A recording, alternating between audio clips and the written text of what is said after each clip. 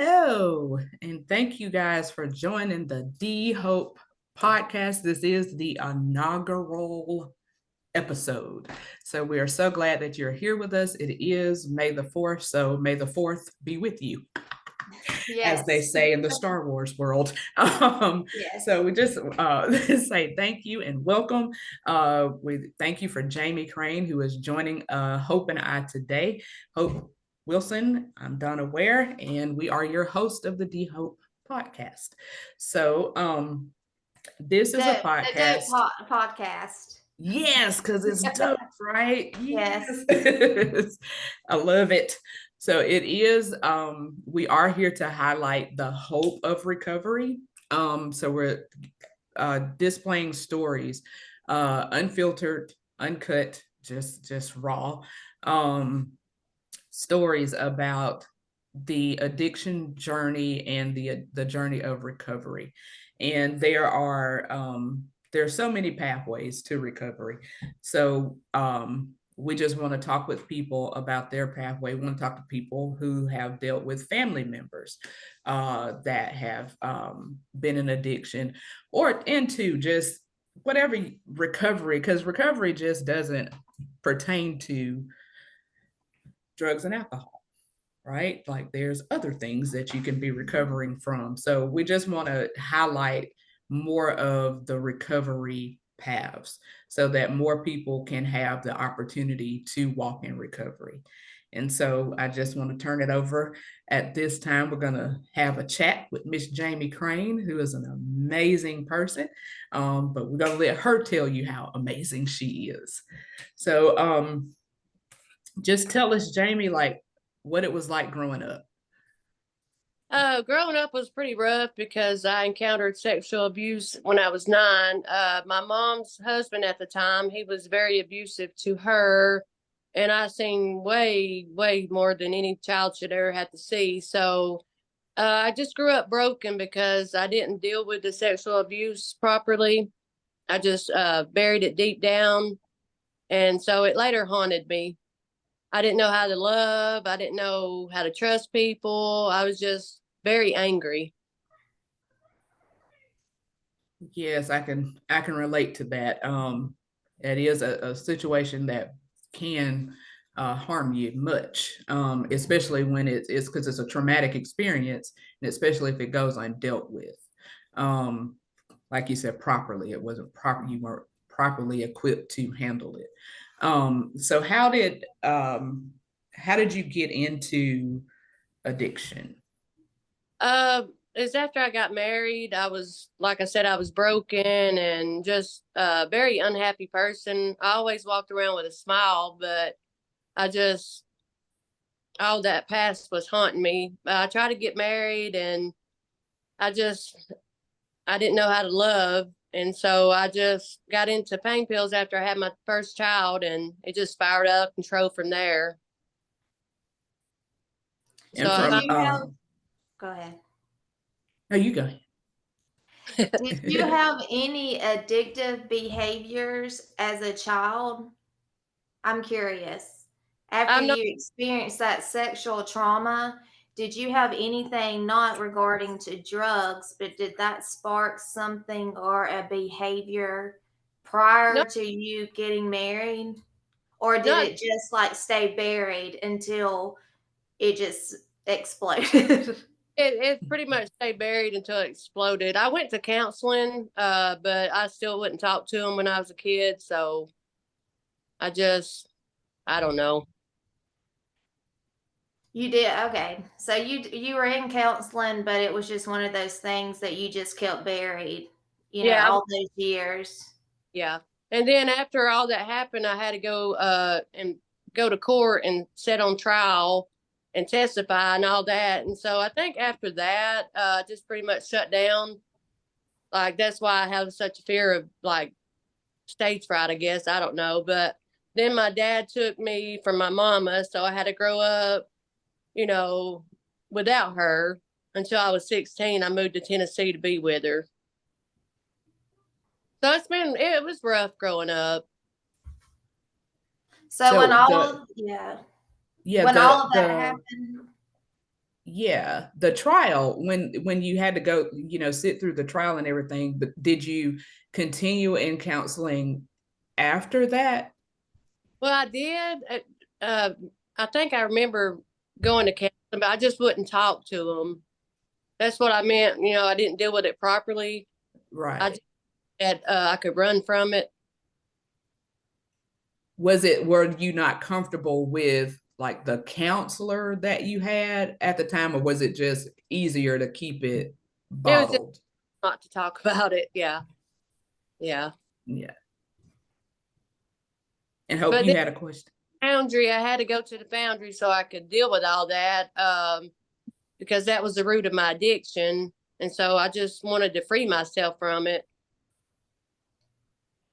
Yeah, I was just because I knew that you had experience. I guess we should say that me and Jamie, or Jamie and I, went to the foundry together.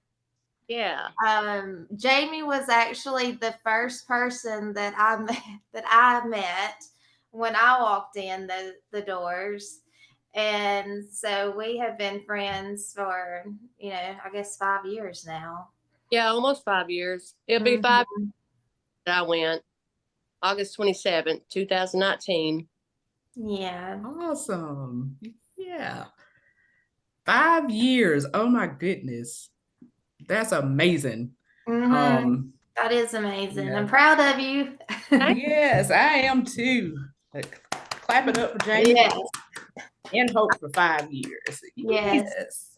Yes. Going to I love rehab, it. easy part, but then when I was in there, I got served with those papers to terminate my rights to my children for not paying child support for 4 consecutive months. Then when I graduated my program, I came home, fought that in court and lost because that's a Tennessee law. It don't matter how good you're doing, your rights can still be terminated. And then the very next January, like exactly a year, I lost my children and my mother. My mother died from congestive heart failure. So it's been a struggle, but I'm doing. Yeah. Yeah, you are. So tell us like some of the tools that you maybe gained while you were at the foundry that helped you through the those two, because those both were great losses, the loss of your children, Mhm. your parental rights, and the loss of your mom. So like what was if there what did you learn that helped you to not turn back um to substance use? Well, I learned how to deal with my problems and talk to people. That way I don't go back down the wrong paths. And I lost everything to drugs, even my children. So it makes me not want to go back that path because I hope one day as they get older, they'll come back to me. And I just want to keep doing the best I can until that day comes. Absolutely. Yeah. And of course, God, He's my best friend. So, Yes. I honestly, when you experience tremendous loss like that, I don't know how uh people that don't necessarily believe in God, how they make it through the transition like that. Um, Especially when it's piled like that, like within such a short time of experience and great loss. So that's a real testimony to your connection with him, your relationship with him. yeah. I'm just a fighter. I don't give up easy. Well, I don't really give up ever, but now now that I'm sober, I can't go back down that bad path. I've worked way too hard to, come out on top.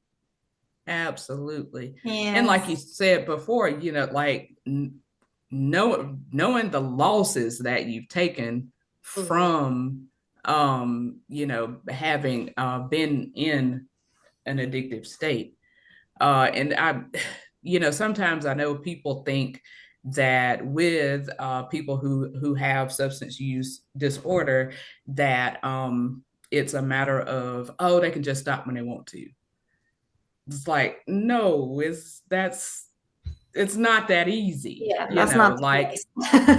yeah, like if it was, like you Mhm. would after the first hit, you know what I'm saying, of after you lost something great, you know what I'm saying, like it would, Mhm. for a lot of people, all it would have taken maybe was DHR even just being called. You know what I Mhm. mean? And that kept, so it's a much deeper issue, and much deeper issues going on. The substance is a byproduct of Yes. of of the real issues. It's just masking what's Mhm. underneath, you know, is the real reality of it. And if we, you know, maybe if we took the time to get to know people, you know, It's ask a just, couple of amen. questions. You know, like what's really going on, what happened, you know, like what Yeah. happened Yes. that caused this behavior, then we might have better outcomes, you know, for people. More people would be experiencing 5 years, you know, of being I agree. sober. Yeah. Well, I so mean, so another hard part of all of it is, you know, I haven't seen my kids. Well, it'd be 5 years at the end of this month. I haven't got to see their faces or, you know, hear their voice or nothing like that. And I didn't even get to see them or hear from them when I was in rehab. I wrote letters and cards and, you know, I tried to do what was right, but mhm. it just didn't work out in my favor. Yeah, and the fact that you didn't quit, Yeah. even because it didn't work out, you know, in your favor, and that you Dear. continue to do what you knew was the right thing to do for you. Yeah. um you know, and in the long run, I 100% believe that it you will see the fruit of your labor in that sense. Absolutely. Yeah, so tell us about more about your time at the Foundry. Well, I was scared to death. Scared like 50 pounds, you know, and I rolled up and I was like, whoo, I don't know. I think I'm gonna get out and run because I was scared, but it's definitely a good location, so you don't think you're running. I know that. Well, explain more about this location because people don't. They hear about. They don't understand. Go more into where the Foundry is located. Well, I like to tell people down in the, you know, like you hear gunshots all the time, and people's like, "Oh, is that fireworks?" No, honey, that is guns. You know, like you don't want to go out them gates at nighttime. Right, exactly. It's the best location, I will say that. But so when I got there, I decided, you know, I'm just going to be sweet like I am and try to be encouraging and help people, you know, like Hope, she was about ready to run out the door. I knew that the moment but being a dorm, what helped me, I think. You were awesome, Jamie. You were. If it hadn't been for you, I probably would have ran.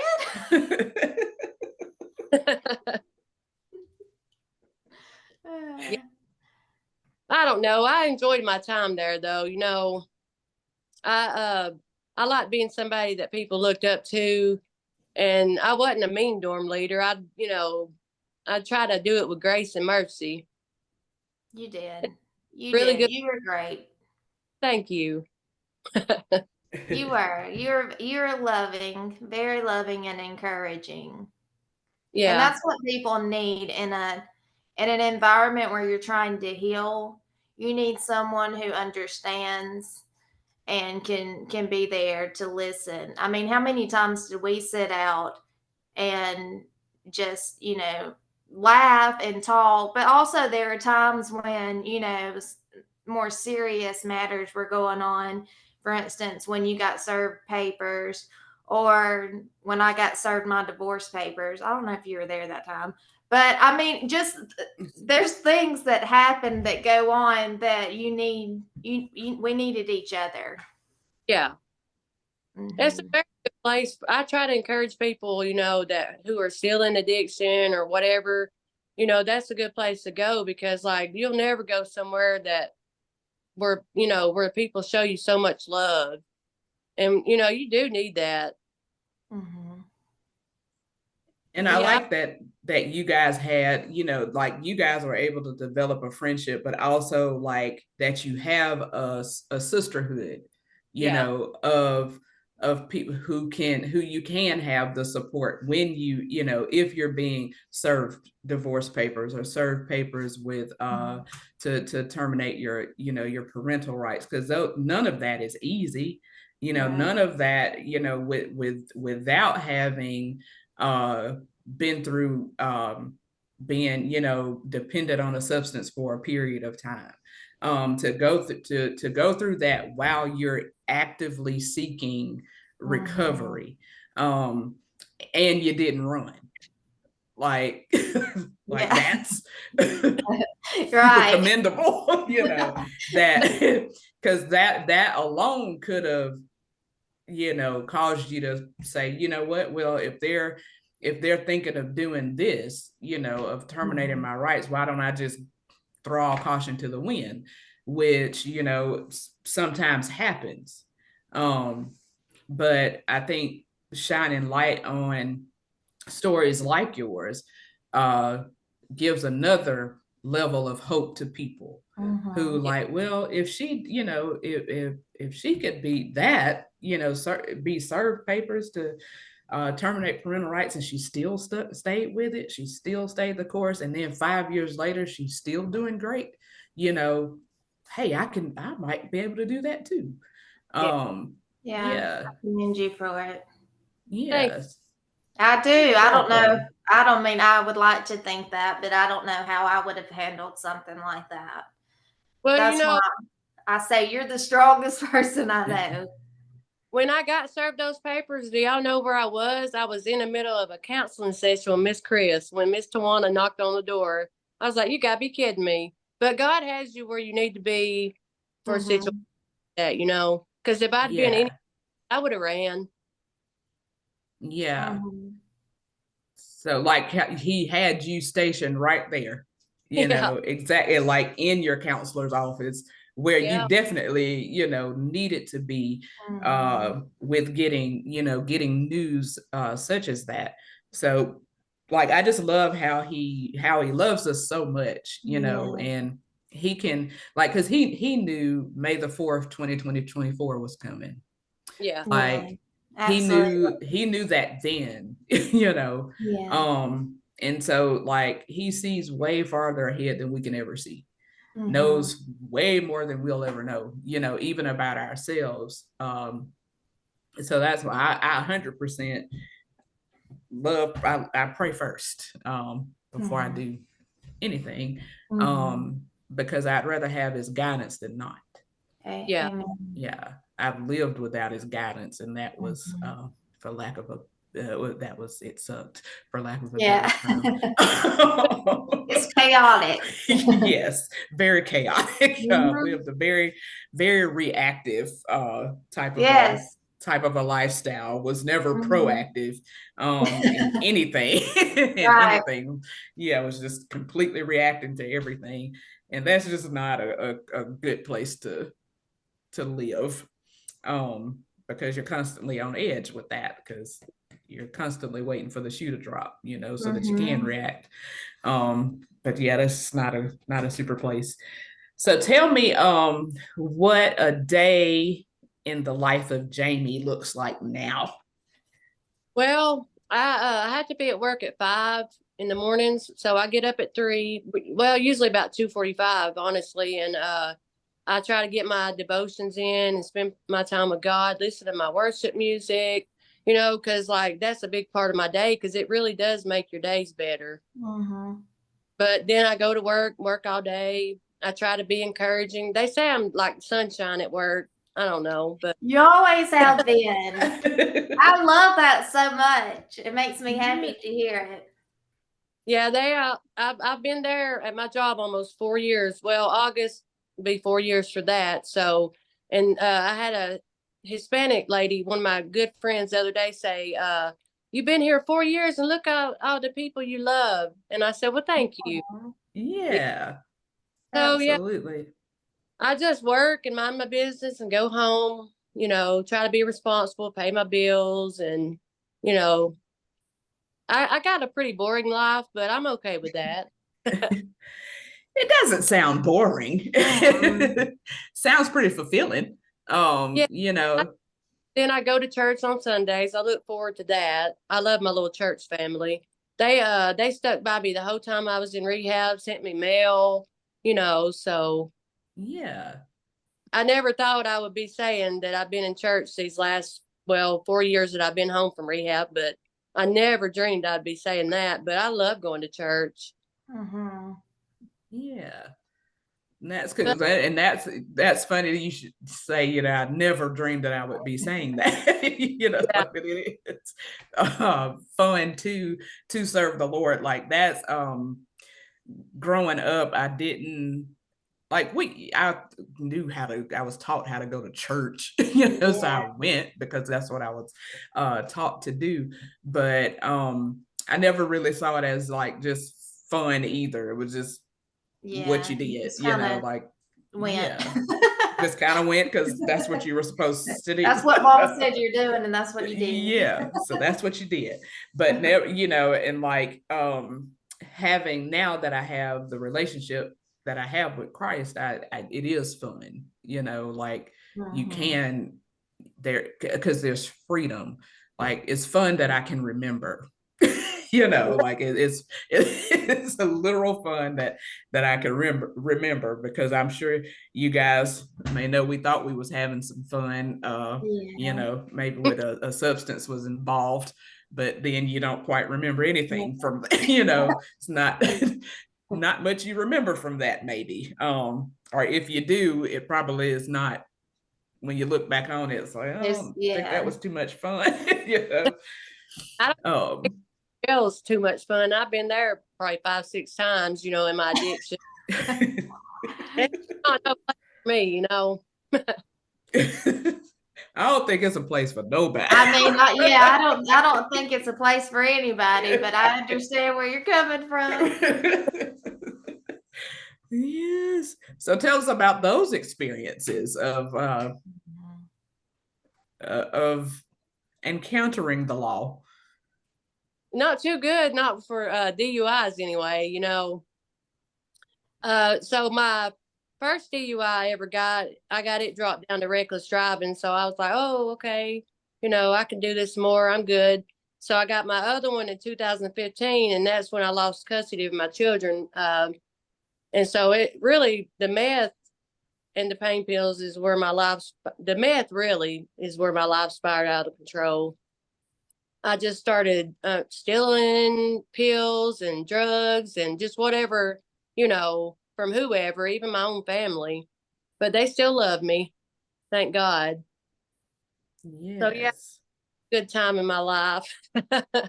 How long were you in active addiction? Because you said you started after you had your kids. Well, So how long were you in active addiction to where we all have that moment where we realize, okay, this is like out of control, like I can't do this anymore. I mean, and we continue doing it, but what was that moment when you were like, I'm in trouble here because I can't stop? well, I experimented a lot. Well, not too much, but in high school and whatnot. But that happy feeling that the pain pills give me, what's that word? Euphoria. Euphoria. That I guess that's when I knew I was in trouble, right when it first started. But I remember my daughter, she was like 5 at the time, maybe. And, I had got my second DUI with her in the vehicle with me. So, but I spent about 10 years altogether in addiction. But that's not a proud mama moment for me, like her being there and being old enough. And so she had sent me some messages right at like June of 2019 and told me that I wasn't a good mama and just all this hurtful stuff. And that was really the turning point for me. Like, I've got to get out of this because I'm going to end up losing my children altogether, you know. And so I really, now that I step back, those messages were very hurtful, but I'm glad she sent them, because that's really what made me put myself in the foundry.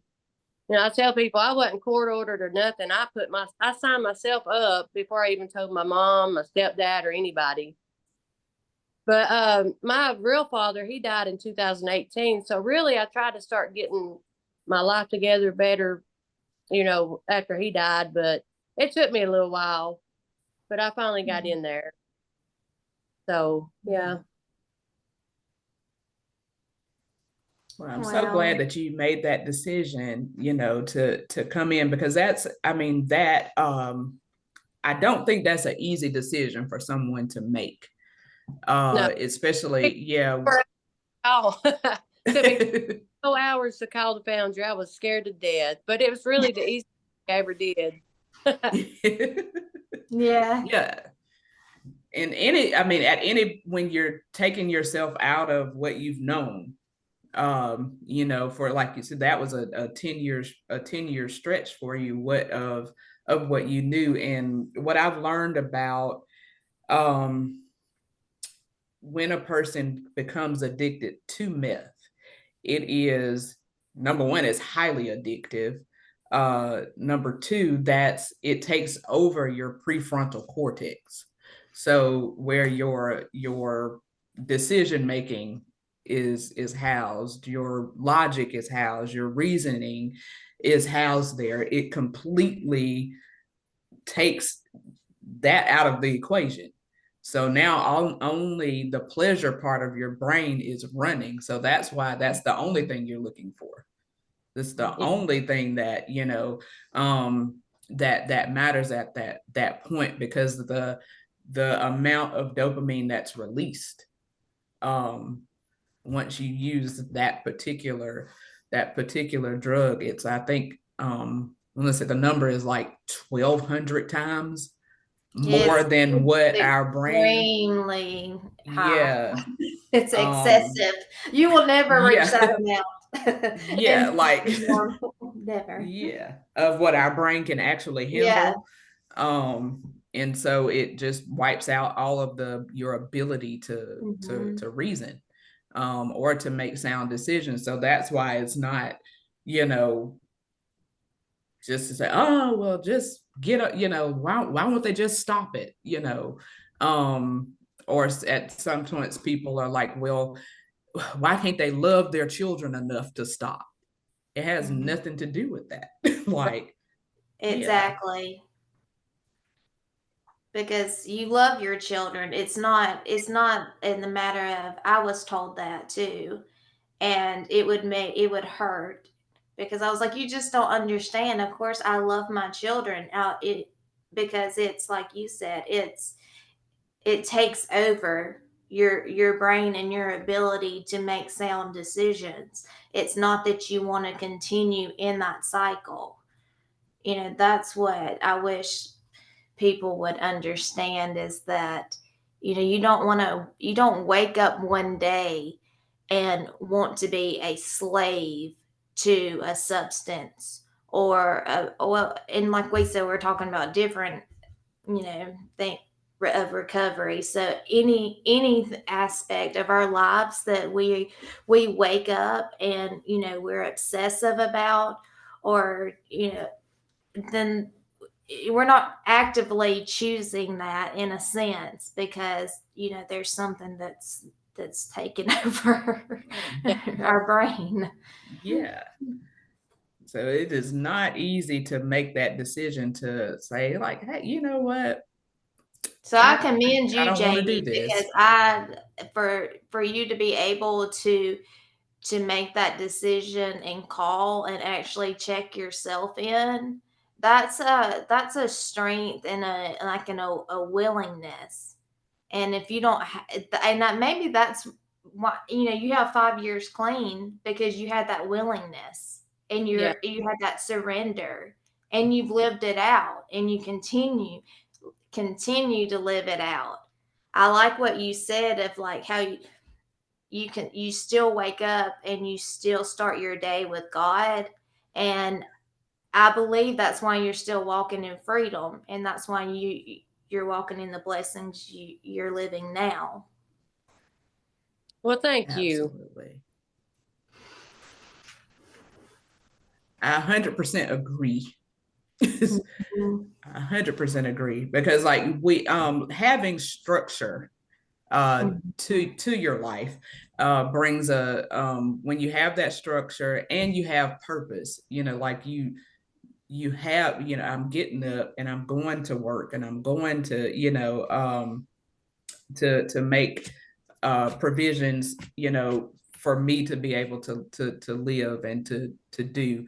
In whatever way you do that, it's not always, somebody going to a job where they might get monetarily compensated. Maybe if they're getting monetarily compensated in other ways, volunteering somewhere. It's just that you have a purpose for living. Like we have to find that reason to live. I think oftentimes when addiction occurs, it's just that it's a hopeless, it's a hopeless state. Because somewhere along the way life got rocky. Something happened to cause the behavior that leads to addiction, because we know, like, our emotions, like our beliefs drive our emotions drive our behaviors. So we can't always, it's not good for us to just look at the behavior of a person and then make assumptions. It's what happened, going back to that, what happened, something happened that, you're doing what you're doing. Often I have talked with people and they, I've heard the statement, oh, I just started using because I wanted to. I'm like, okay, so you when you wanted to do this, you counted the cost of potentially you losing your home, your car, your job, your kids, your spouse, any of the other relationships, and that's what you said, all right, that's what I'm doing. No, you did not. Sign me up. You did. I'm ready for a challenge. Yeah, let me do it. Like, no, you didn't. You did not do that. Right. It's like, well, no, I didn't. Okay, well, let's really get to the bottom of what caused this, because it was something. Right. And even though you might be trying to run from it, like, like Jamie mentioned earlier, how she had the counselor, but just the counselor couldn't get to that part, of life. And I too have had those times, Jamie, where I think I went for like 30 years not talking to anybody about anything that hurt me in any kind of way, shape, form, or fashion. And my life was very screwed up because of it. And I tell people, I was like, don't hide from yourself. Like, oh, that's good. That's good. Yes, get real with you. If you can't, if you can be honest with you, you can be honest with anybody else. Because the reality is, what harmed us harmed us. Like, it already happened. It's nothing we can do about it. We can't go back and change it.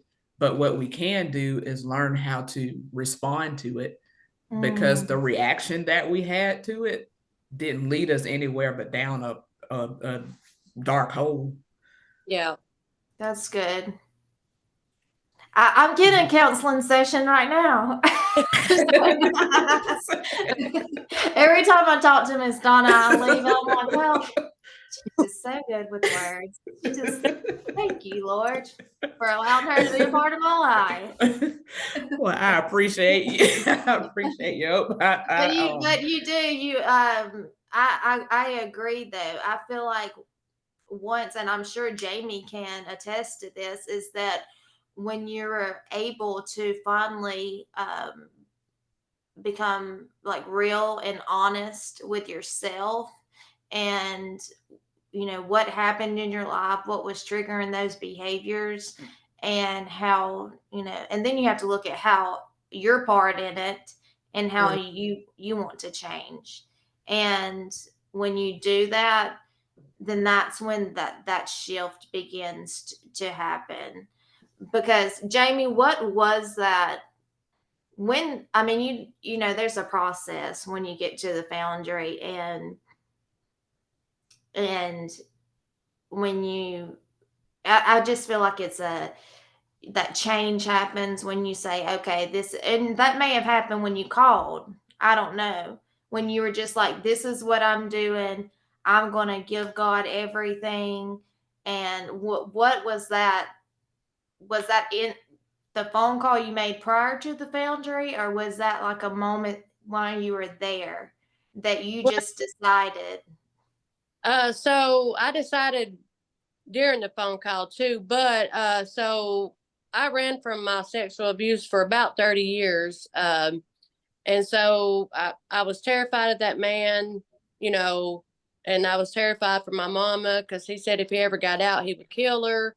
And so I'm not kidding when I say this. I was there for 3 days, and my stepdad now, he calls and leaves me a message to call home, and I was like, oh no.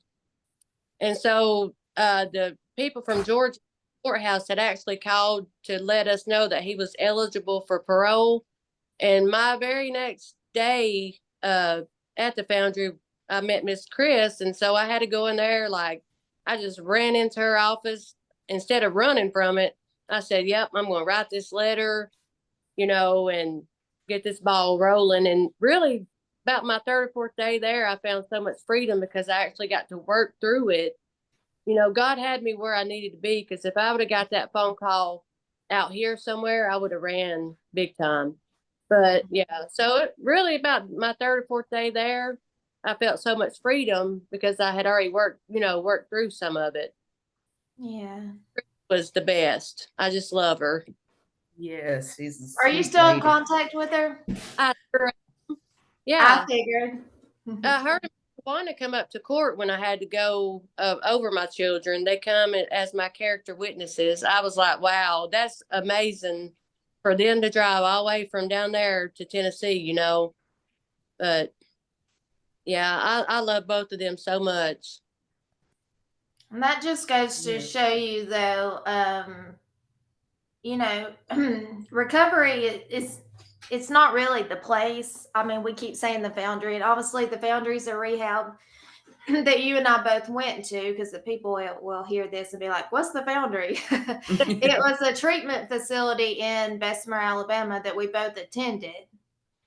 But the real recovery is, I always say, it's not the place, although of course, I love it. I've received healing there, but it wasn't, it was actually, I feel like, God and the community that I had while I was there that helped me.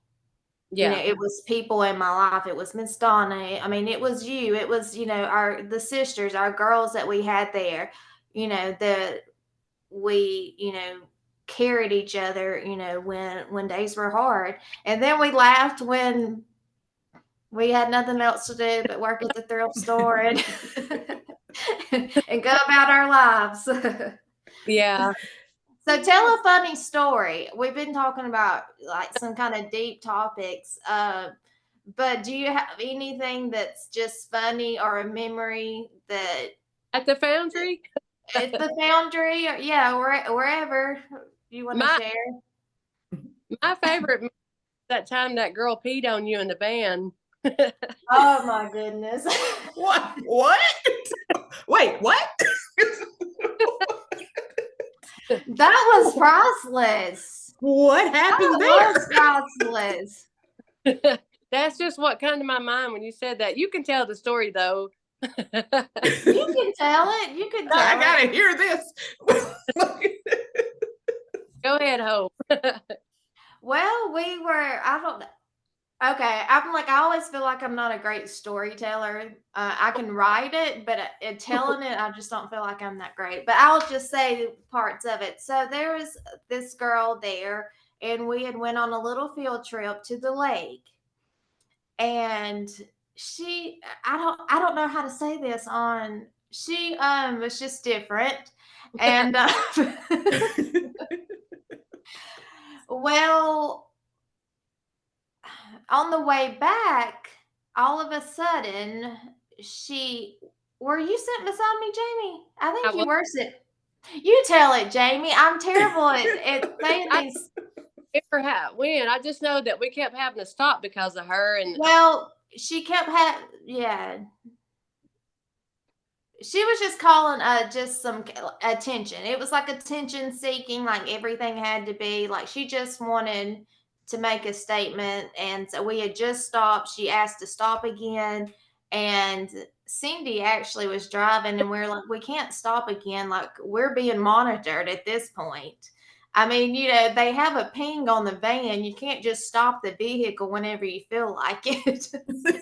um, and so Jamie was sitting beside me, and all of a sudden, like we turn around, and she has her pants down, and she's squatting, and she's using the restroom, peeing all in the back of the van. And then everybody, and I'm like, this is not happening right now. But that's not the bad part.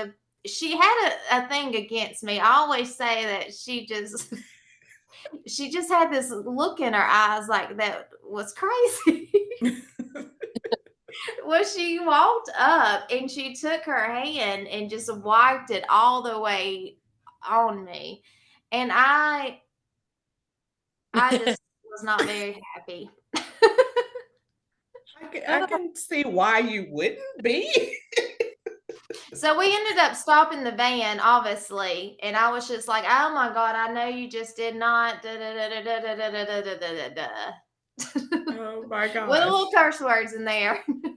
Well, But that I forgot about that. it's memories because you mad. I was furious. Well, she put her nasty pea hand all over me. yeah, I was mad. it's a little odd and off-putting. Yeah, I was just So I like, this take is that. uncalled for. I kept It really was. I kept having to call her because the girl kept wanting to stop, and she was like, "Tell her you're not stopping no more." And so that's after I told her we wasn't stopping no more. But yeah, we've had some good times. Yeah, we did.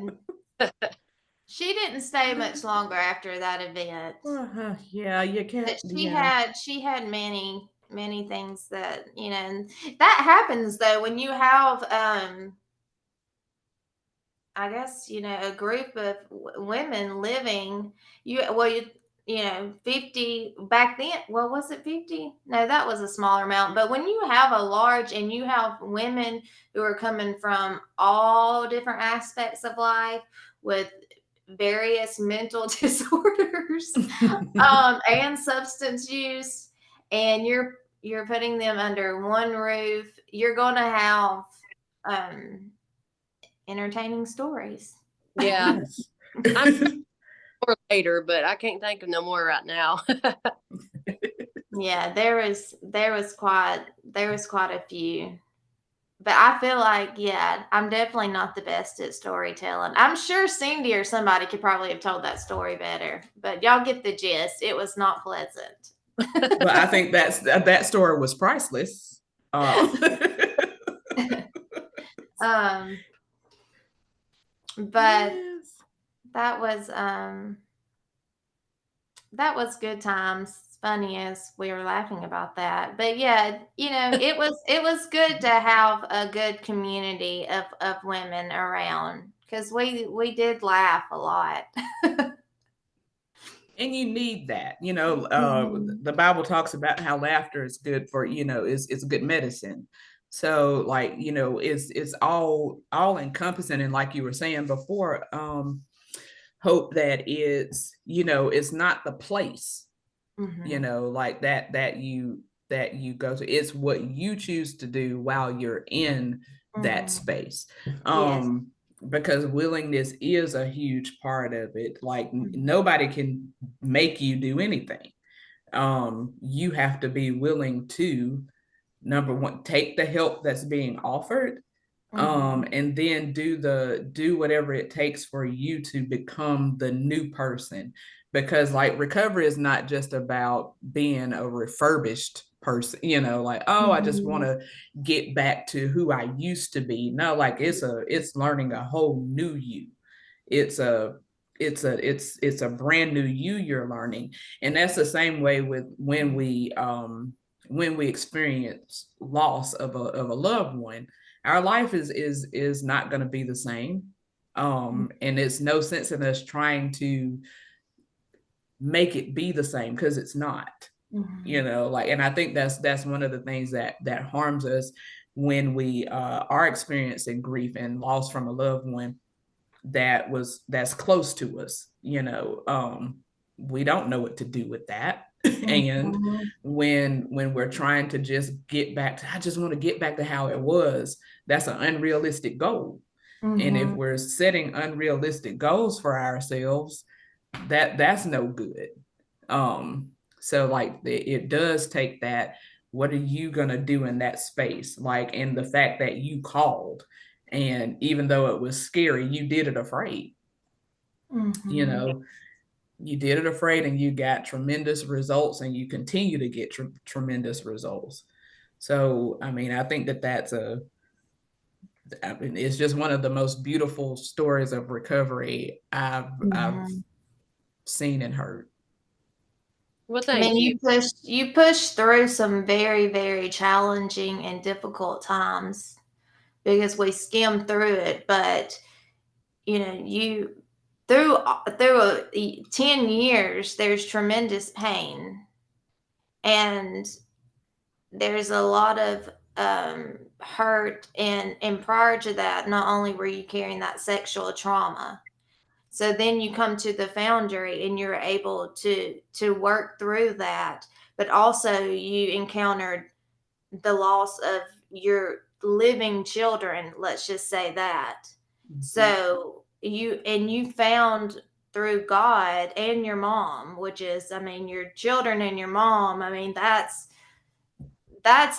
enough right there to, if you wanted to have an excuse to go off the bandwagon, it would be a reasonable one. Let's just say that, okay?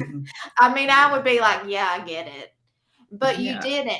And that shows your character. It shows the change that God has done. And this is what it's about. It's revealing what God can do through you.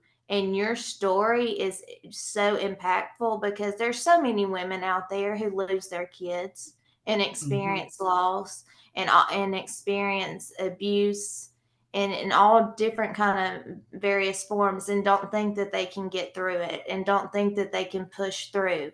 But you're right here today are saying that you can, and you are, so I'm proud of you. Well, thank you. Yeah, absolutely. So did you have a relationship with the Lord before entering the Foundry? Well, my dad always took us to church when we were younger, but I hate to say it like this, but I didn't really like going. And so when I moved to Tennessee with my mama, I realized then she didn't go, and I was like, "Whoa, I won't have to go to church now." Kind of went rebellious, but long story short, she ended up going to church before I did again, and so that's the church I go to now, the one that her and my stepdad, they've been going there. Well, he's been going about 20 years now, so it all worked out how it was supposed to. Yeah. But no, I always thought God turned his back on me, like, well, why is he allowed me to go to jail, and why is he allowing this? But when really he was saving my life and other people's lives, because I could have killed somebody easily, even my own children, So losing my license was probably the best route on that.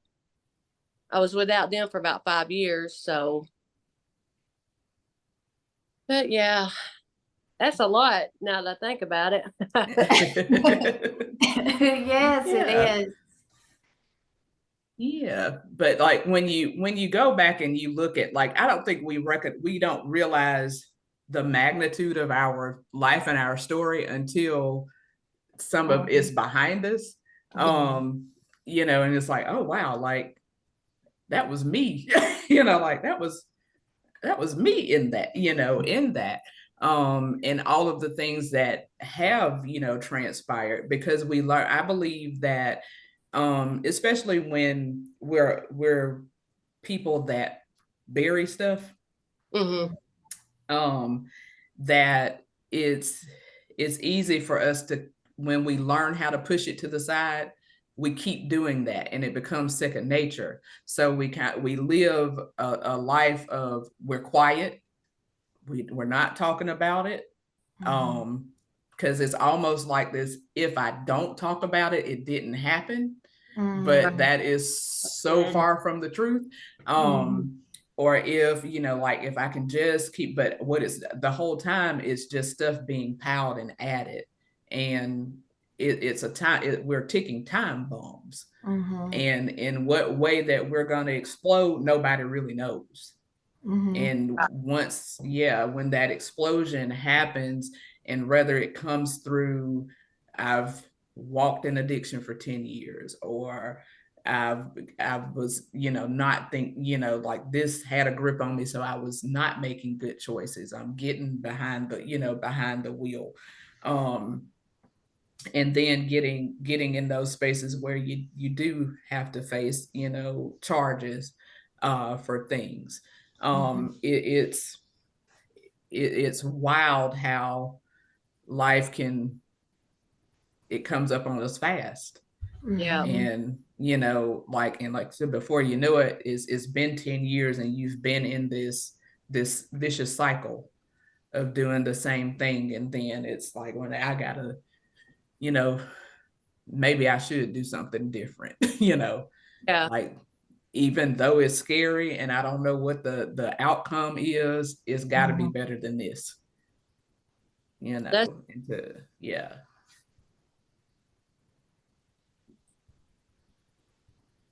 Were you gonna say something, Jamie?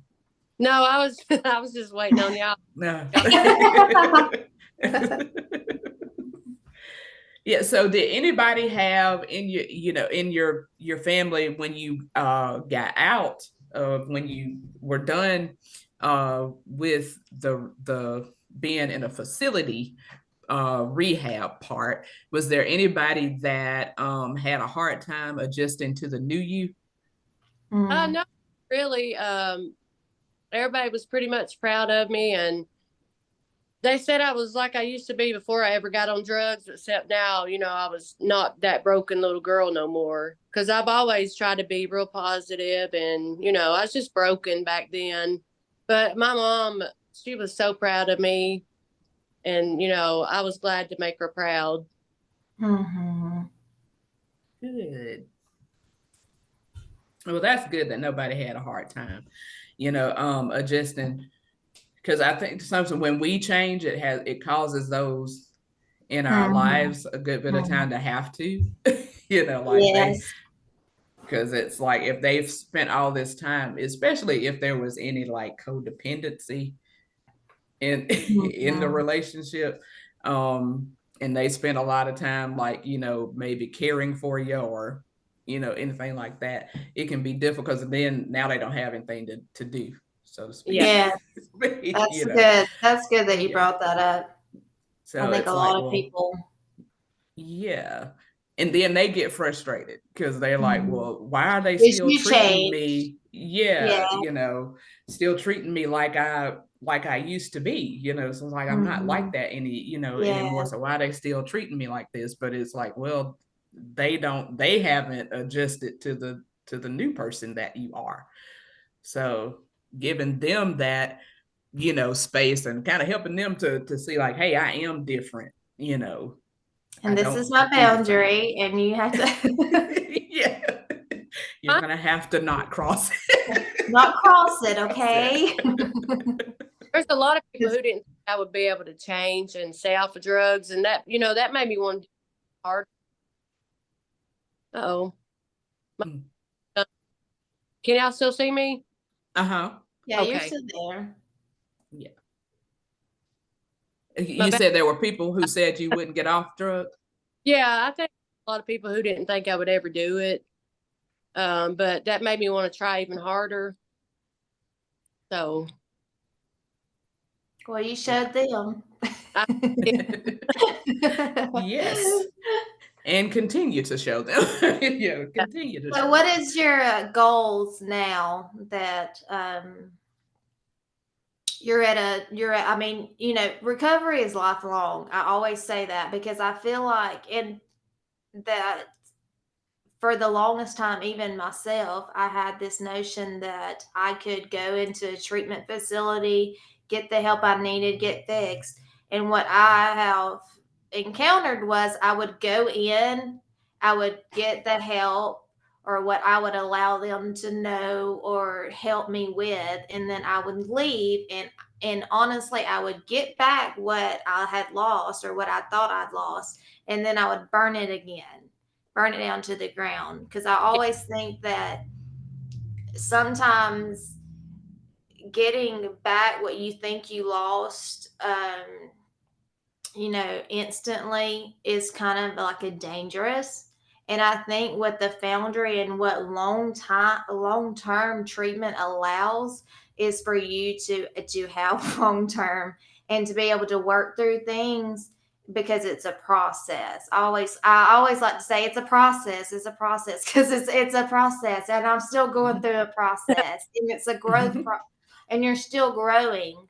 And I mean, I know since I've been home, I mean, I have grown and changed. I mean, my husband Eric can tell you. I mean, I've gone through many changes since I've been sober and been home now, and will continue.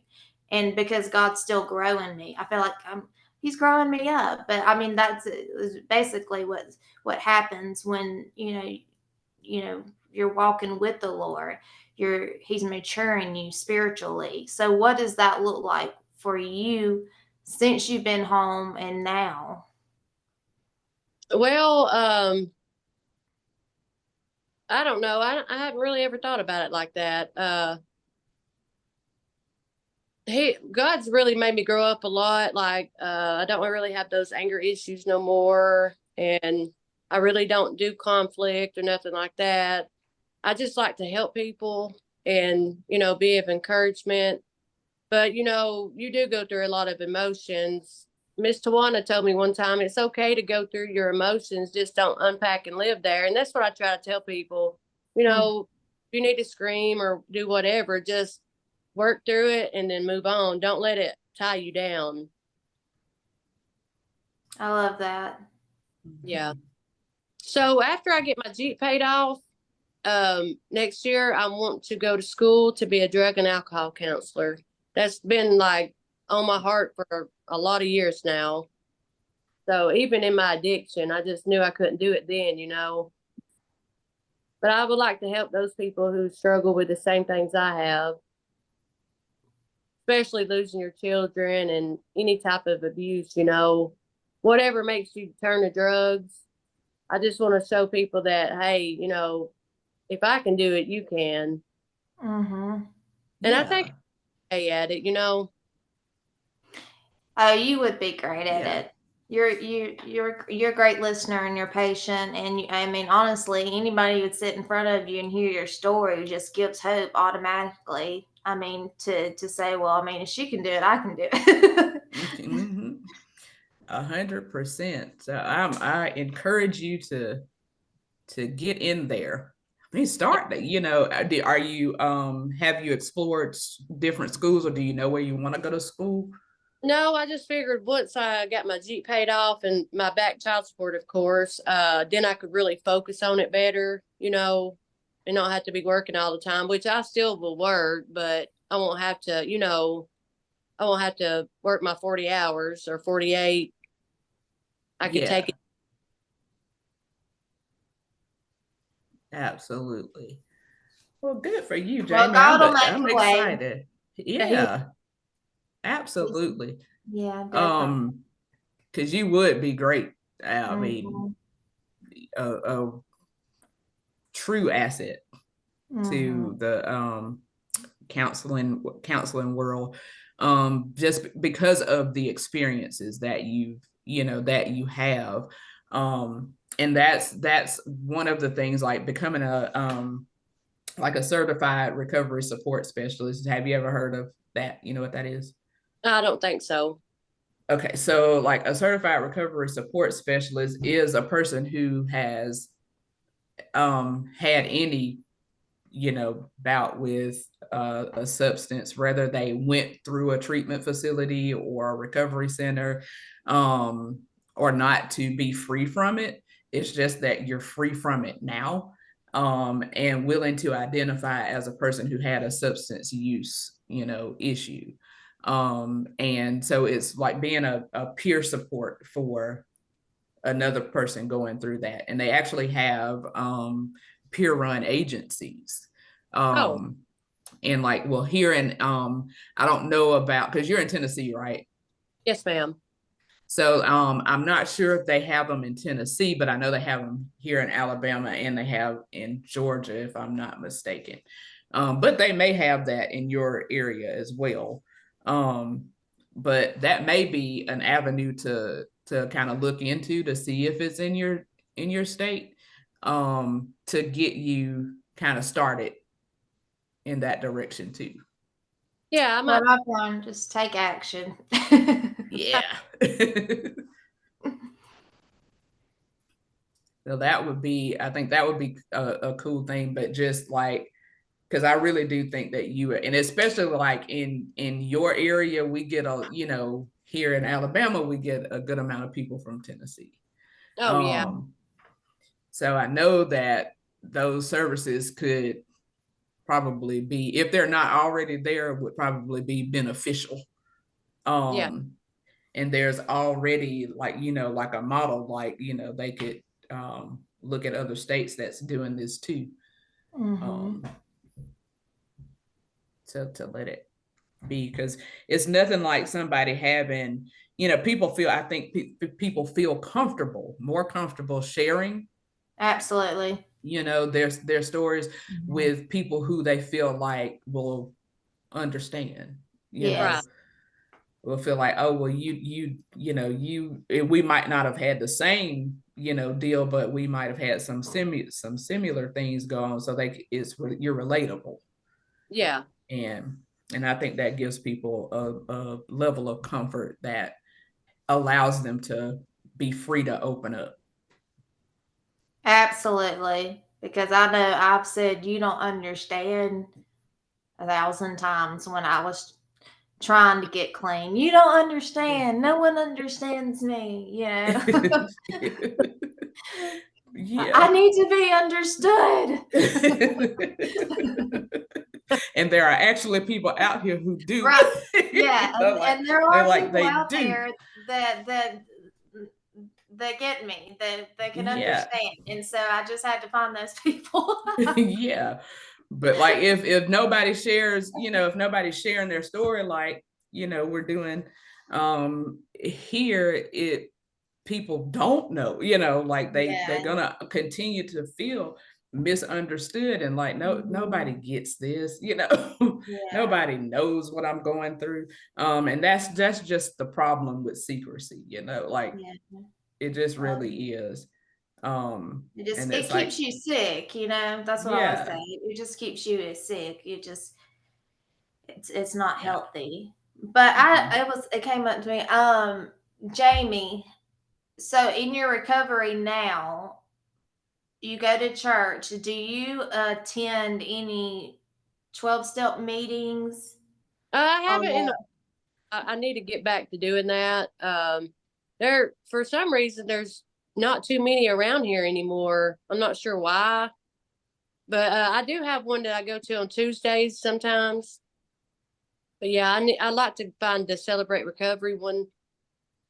So yeah, I was just curious because, with this, we talk about different pathways to recovery, and obviously, there are many ways, and 12-step. I mean, I just think being involved in any kind of way is just healthy to stay in a community of people. So I was just curious if you, because I knew that you did go at some point and attended meetings. So I didn't know if you still did or not. It's hard to.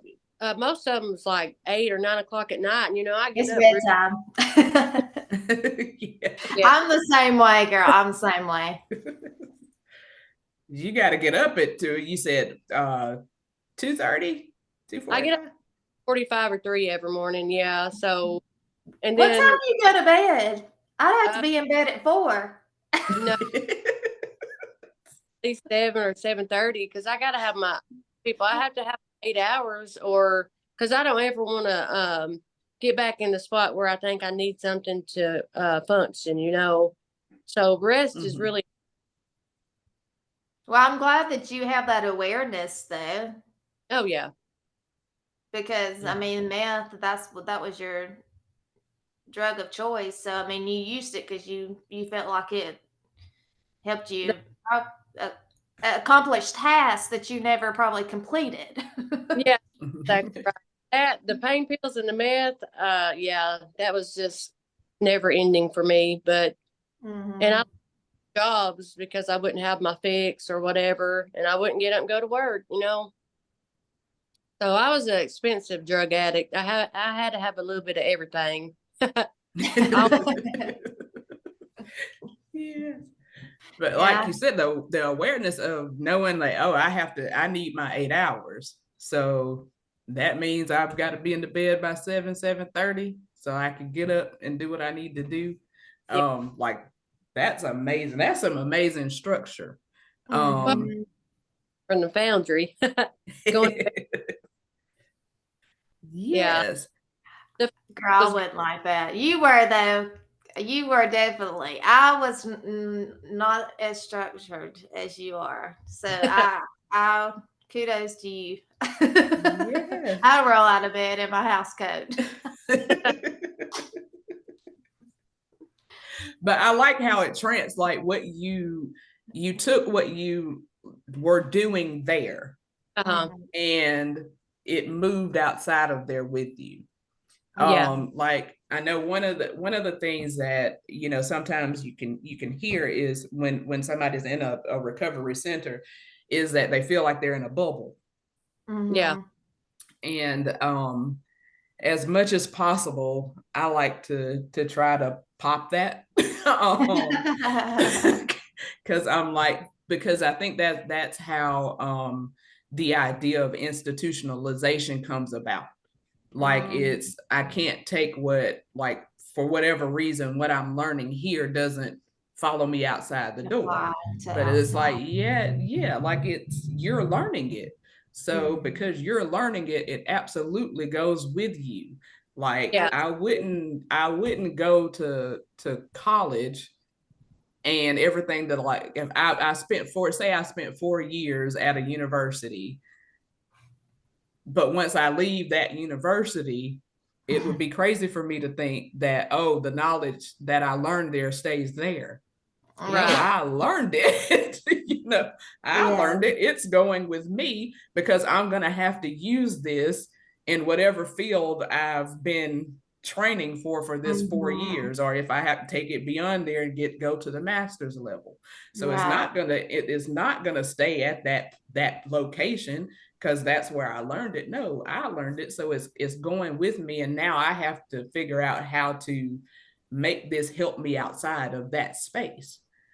But I think a lot of times that's good because I felt like that. I was like, I feel like it's a bubble, and then and in a lot of ways, I mean, I felt like that because I was like, my life is not going to be anything like it in which it is in many ways very different, but the things that keep me structured today is things that I learned there. Yeah. And so it's not about, the day in scheduling because that's going to change. I mean, my schedule can change a year from now, schedules change, but it's that foundation is what keeps me structured today. Yeah. And that you're the one making the choice to do it. Like, because in reality, I don't know that there's a place, a treatment center or a recovery center, or however, somebody may choose to say it. I don't know if there's any of them that haven't maybe had contraband come in. Oh yeah. Oh, yeah, all of them do. Yeah. So it's still you, the individual, having to make the choice to not partake in that. Oh, So definitely. like, Because even if it it entered the place where you're supposed to be in the bubble, so Yeah, it's like, yeah, that's like it good. is. Because it did. And it does. Yeah. It's like, but it's you making the choice to not do it. And I think as long as that resonates with you, like, no, I've been making this decision the whole time. So I can still make the decision when I go outside of these, those doors. What do you think allow or get someone to that place to make that decision? I'm just curious. Like, what is it that makes, I seriously though, what is it that makes us get to that point where enough is enough? You just gotta get tired of living like that. I Yeah. mean, you do the same routine for say 10 years, it gets old. Mhm. You're not getting anywhere with it. Just another day down, See what Mhm. let me see what my fix is. I Yeah. got like that. It was very exhausting. Because it's not fun anymore. It yeah.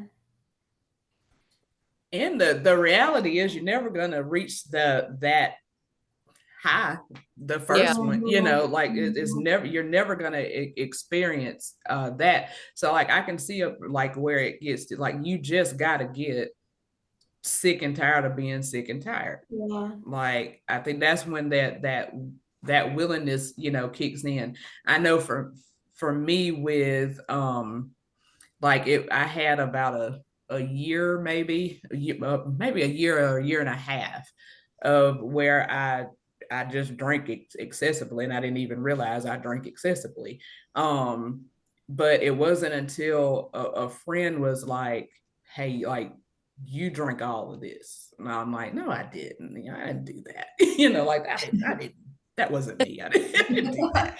It's That just was like, you. hey, it was you. Like, you did that. Yeah. But like, somebody, pointing out to me like, hey, this is a problem, and me kind of, looking at some history, thinking this ain't gonna end well if I don't cut this out.